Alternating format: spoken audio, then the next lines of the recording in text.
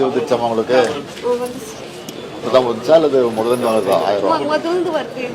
ஆரம்பத்துல வருது. ஆமா, என் பசங்களுக்கு தான் படிப்பு செலவு தான் ஆயிடுக்குது. சரி, இது யாருது? என் மக பேர் என்னம்மா? ராஜலட்சுமி. என்ன படிக்கிற? காமர்ஸ். காமர்ஸா? சரி, நல்லா படி. மற்ற திட்டங்கள் எல்லாம் வந்துட்டு இருக்கு பசங்களுக்கு படிப்பு இது அப்படிதா? வருது, மாசம் 1000 ரூபாய் வருது பசங்க. லேப்டாப் ஒன்று வந்துருக்கு. அப்படியா? ஆமா. இவ்வளோ கவர்மெண்ட்ல இருந்து இவ்வளோ செலவு வருதா உங்களுக்கு? ஆமா, வரதுனால எங்களுக்கு எவ்வளோ உதவி இருக்குது அது. ஆமா.